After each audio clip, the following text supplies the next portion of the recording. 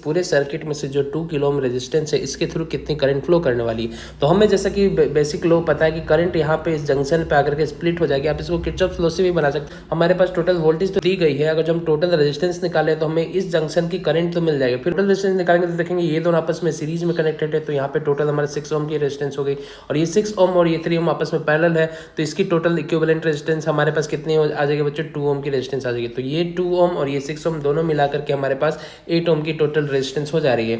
तो हम अगर जो करंट निकालना चाहे तो current is equal to voltage by resistance होती है। वोल्टेज हमारे पास 72 वोल्ट है और रेजिस्टेंस हमने अभी अभी 8 ओम निकाला है। तो इसको जब आप डिवाइड करेंगे तो आपके पास 9 एम्पियर की करंट आ जाएगी। दैट मीन्स इस जंक्शन पे जो करंट है वो हमारा 9 एम्पियर की करंट है और ये 9 एम्पियर की करंट जो है अब स्प्लिट होने वाली है रेजिस्टेंस के रेशियो के हिसाब से। तो पहले वायर में आप देखेंगे यहाँ पे 3 ओम का रेजिस्टेंस लगा है, दूसरे वायर पे देखा जाए तो 4 + 2 यहाँ पे 6 ओम की रेजिस्टेंस लगी है। दैट मीन्स यहाँ पे करंट जो स्प्लिट होने वाली है ये रेजिस्टेंस के क्रॉस जाएगी रेशियो के हिसाब से। तो यहाँ पे रेशियो आप देखेंगे रेशियो क्या हो रहा है बच्चों, 3:6 की रेशियो हो रही है।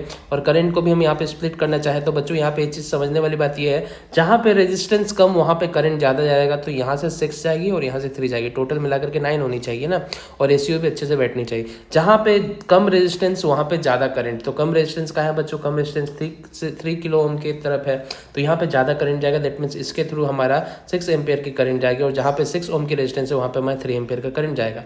अब 3 एम्पियर की करंट जाएगी तो हमको पता है सीरीज में 4 किलो ओम और 2 किलो ओम दोनों सीरीज में है, तो दोनों में सेम करंट जाएगी क्योंकि सीरीज में करंट हमारा सेम होता है। That means 3 ampere. तो करेक्ट आंसर हमारा क्या हो गया बच्चों, 3 मिली एम्पियर।